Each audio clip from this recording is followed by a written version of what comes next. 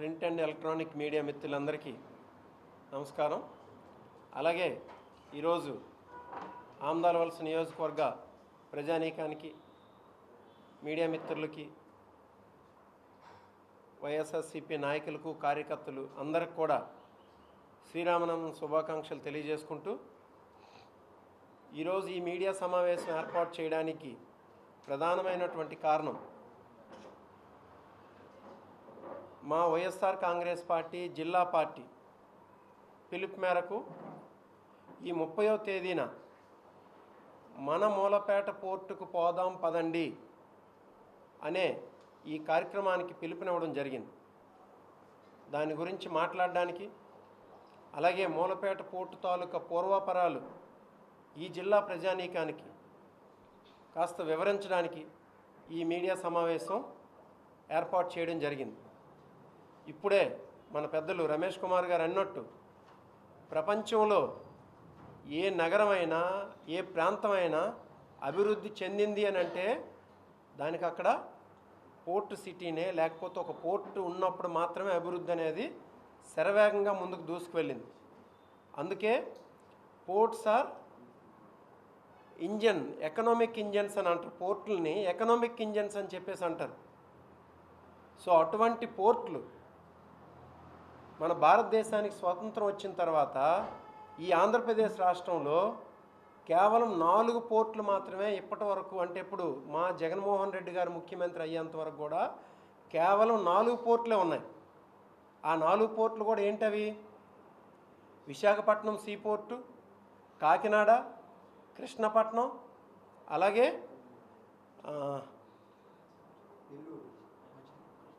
మచిలీపట్నం కాదు, కృష్ణపట్నం, నెల్లూరు, అలాగే ఐట్ గంగవరం పోర్టు. ఈ 4 పోర్టులు ఉండేవి. ఈ 4 పోర్టుల్లో కూడా 2004-2009 మధ్యన కృష్ణపట్నం పోర్టు, గంగవరం పోర్టులు 2 కన్స్ట్రక్ట్ చేయబడ్డాయి. అంటే భారతదేశానికి స్వతంత్రం వచ్చిన తర్వాత 4 పోర్టులు ఉంటే 4 పోర్టుల్లో 2 పోర్టులని స్వర్గీయ రాజశేఖర రెడ్డి గారు మాత్రమే కన్స్ట్రక్ట్ చేశారు. కృష్ణపట్నం పోర్టు ఒకటి, గంగవరం పోర్టు ఒకటి. అంతకుముందు 2 పోర్టులు ఉండేవి, అది కాకినాడ, విశాఖపట్నం. అయితే ఈ 4 పోర్టులు ఉంటే మా జగన్మోహన్ రెడ్డి గారు మన ప్రీతం ముఖ్యమంత్రిగా ఉండేటప్పుడు ఏకంగా 3 పోర్టులని 2019-24 మధ్యన ప్రారంభించడం జరిగింది. అలాగే పనులు కూడా శరవేగంగా తీసుకువెళ్ళడం జరిగింది. ఆ 3 పోర్టులు ఏంటి? మన జిల్లాలో ఉన్నటువంటి మూలపేట పోర్టు, అలాగే ప్రకాశం జిల్లాలో ఉన్నటువంటి రామాయపట్నం పోర్టు, కృష్ణా జిల్లాలో ఉన్నటువంటి మచిలీపట్నం పోర్టు. ఈ 3 పోర్టులను కూడా జగన్మోహన్ రెడ్డి గారు 2019-24 మధ్యన ప్రారంభించి వాటిని శరవేగంగా కొంతమేర వరకు పనులు కూడా తీసుకువెళ్ళడం జరిగింది. మన పోర్టు విషయానికి వచ్చేసరికి 75% వర్క్ను కూడా పూర్తి చేయడం జరిగింది మూలపేట పోర్టు. ఈ మూలపేట పోర్టు అనేది ఇప్పటిది కాదు, అది 1979లో ఈ ప్రపోజల్ వచ్చింది. అంటే 46-47 సంవత్సరాల నుండి ఈ ప్రపోజల్ ఉన్నటువంటి పోర్టు ఇది. ఈ జిల్లాలో, శ్రీకాకుళం ఉమ్మడి జిల్లాలో ప్రారంభమైనటువంటి మొట్టమొదటి ఎకనామిక్ యాక్టివిటీ ఇది. ఈ ప్రాజెక్టు ద్వారా చూడండి, ఎన్నో ప్రాజెక్టులు ఉన్నాయి. వంశధార్ ప్రాజెక్ట్ ఉంది, ట్రిమ్స్ మెడికల్ కాలేజ్ ఉంది, ఉద్దానం కిడ్నీ రీసెర్చ్ సెంటర్ ఉంది, లేకపోతే మన ఉద్దానం సర్ఫేస్ డ్రింకింగ్ వాటర్ ఉంది. ఇవన్నీ కూడా ఎయిదర్ అగ్రికల్చర్ సంబంధించిందైనా ఉంది, లేకపోతే సర్వీస్ సెక్టార్లో ఉన్నదైనా ఉంది. కానీ మూలపేట పోర్ట్ అనేదే మొట్టమొదటి ప్రాజెక్ట్. ఏంటది? ఎకనామిక్ యాక్టివిటీ జరిగినటువంటి ప్రాజెక్ట్ అది. ఎకనామిక్ యాక్టివిటీ ఎందుకంటున్నానంటే, ఆ పోర్టు కానీ వచ్చినట్టయితే అక్కడ డైరెక్ట్గా ఎక్స్పోర్ట్స్ అండ్ ఇంపోర్ట్స్ జరుగుతాయి. ఎక్స్పోర్ట్స్ అండ్ ఇంపోర్ట్స్ చూడండి, ఏదైనా ఒక కోల్ కానివ్వండి, స్టీల్ కానీ, లేదా fertilisers, petrochemicals, food processing units, global trading, అలాగే మన రైతాంగానికి అవసరమైనటువంటి ఎన్నో ప్రోడక్ట్స్ని, అలాగే ఇంకా చూసుకున్నట్టయితే కోల్డ్ స్టోరేజ్లు, వేర్ హౌస్లు, కంటైనర్ కార్పొరేషన్స్, లాజిస్టిక్స్ హబ్స్ లాంటివి ఎన్నో పోర్టు దగ్గర ఉన్నటువంటి పరిసర ప్రాంతాల్లో ఉన్నటువంటి యాక్టివిటీస్ ఇవి. అలాగే చిన్న చిన్నవి కొన్ని హండ్రెడ్స్ ఆఫ్ అనుబంధ సంస్థలు, పరిశ్రమలు, ఏర్పాటు చేయడం అనేది జరుగుతుంది పోర్ట్ రావడం వల్ల. అంటే చూడండి, నేను ఎందుకు ఎకనామిక్ యాక్టివిటీ ఫస్ట్ డే అనడానికి కారణం ఏంటంటే ఇన్ని యాక్టివిటీస్ జరుగుతాయి. అలాగే thousands of direct and indirect employment ఉంటుంది. థౌజండ్స్ డైరెక్ట్గా థౌజండ్స్లో ఉంటారు. ఇంకా మరి ఎన్నో వేల ఉద్యోగాలు అనేవి ఇండైరెక్ట్ ఎంప్లాయ్మెంట్ ఉంటుంది. ఇంకోటి ఏంటంటే మన శ్రీకాకుళం జిల్లాని అంతర్జాతీయంగా కనెక్ట్ చేస్తుంది. అది ఇంటర్నేషనల్ కనెక్టివిటీ పెరుగుతుంది. అక్కడ ఒక ఇమ్మిగ్రేషన్ సెంటర్ ఒకటి ఉంటుంది. ఇంటర్నేషనల్ పీపుల్ వస్తారు. ఎన్నో హాస్పిటాలిటీ అంటే హోటల్స్, రెస్టారెంట్లు వాటి డెవలప్ అవుతాయి. సో డైరెక్ట్గా ఒక ఎకనామిక్ యాక్టివిటీ డెవలప్ అయినటువంటి ప్రాజెక్ట్ ఏదైనా ఉందంటే అది డైరెక్ట్గా పోర్ట్, సీ పోర్ట్. ఇది మన జిల్లాకి మొట్టమొదటిసారిగా వచ్చినటువంటి పోర్ట్. ఈ పోర్ట్ అనేది జగన్మోహన్ రెడ్డి గారు 2023లో శంకుస్థాపన చేయడం జరిగింది, ఏప్రిల్. చూడండి, ఆ శంకుస్థాపన చేయడానికి ముందు దానికి అవసరమైనటువంటి ల్యాండ్ ఎక్విజిషన్ అంతా పూర్తి చేయడం జరిగింది. ఎంతో హడ్డిలతో కూడుకున్నటువంటి ల్యాండ్ ఎక్విజిషన్ అది. అలాంటి ల్యాండ్ ఎక్విజిషన్ కూడా పూర్తి చేయడం జరిగింది. అలాగే ఎన్నో పర్మిషన్స్ ఉండాలి పోర్ట్ అనేసరికి. State government, central government permissions, environmental, forest and climate change department నుండి పర్మిషన్ ఉండాలి. ఇమ్మిగ్రేషన్ డిపార్ట్మెంట్ నుండి అంటే మినిస్ట్రీ ఆఫ్ ఎక్స్టర్నల్ అఫైర్స్ నుండి ఉండాలి. అలాగే ఏపీ మ్యారిటైమ్ బోర్డు నుండి ఉండాలి. పొల్యూషన్ కంట్రోల్ బోర్డు నుండి ఉండాలి. డైరెక్టర్ జనరల్ ఆఫ్ షిప్పింగ్ నుండి ఉండాలి పర్మిషన్.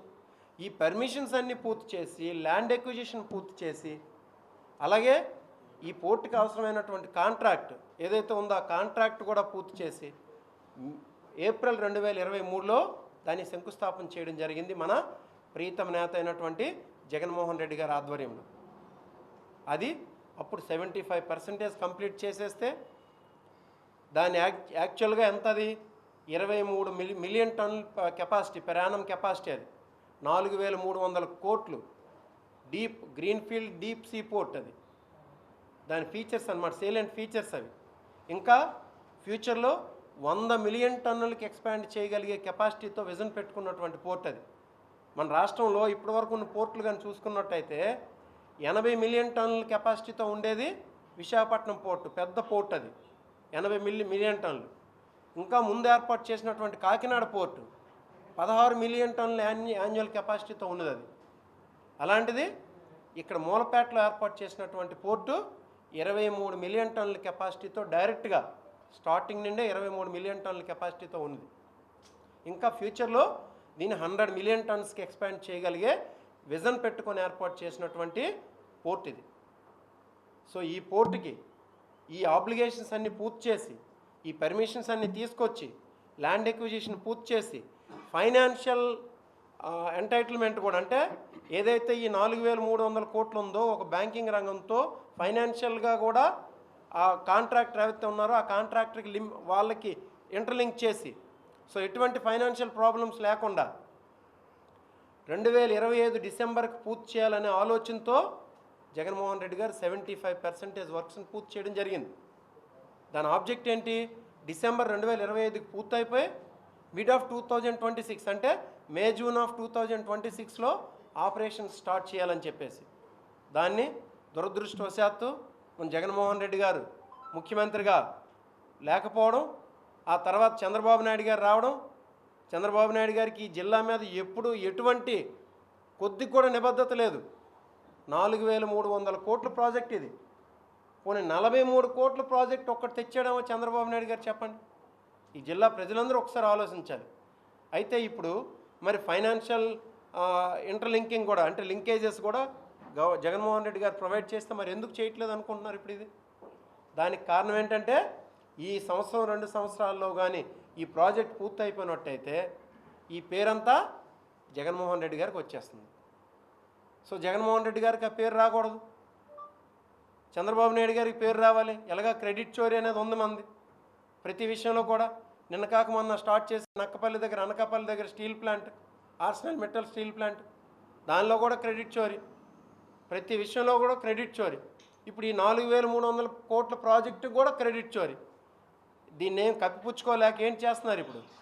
మొన్న అచ్చెన్నాయుడు గారు జిల్లా పరిషత్ మీటింగ్లో చెప్తున్నారు, మేమే సెంటర్లో ఉన్నాం, మేమే స్టేట్లో ఉన్నాం, అన్ని పర్మిషన్స్ తేవాలి, ఆ పర్మిషన్స్ తెచ్చేది మేమే కాబట్టి మేమే పూర్తి చేస్తామని చెప్పుకుంటున్నాం. చంద్రబాబు నాయుడు గారి దగ్గరికి వెళ్ళి ఎందుకు నువ్వు పూర్తి చేయలేవని చెప్పి అడిగే దమ్ము వీళ్ళకి ఎవరికీ లేదు. ఇక్కడ ఈ మన జిల్లాలో ఉన్నటువంటి ఒక సెంట్రల్ మినిస్టర్ ఉన్నాడు, ఒక స్టేట్ మినిస్టర్ ఉన్నాడు, ఒక పియూసీ చైర్మన్ ఉన్నాడు, మిగతా ఎమ్మెల్యేలు ఉన్నారు. మన జిల్లాకు ఉన్నటువంటి 4300 కోట్ల ప్రాజెక్ట్ ఇది.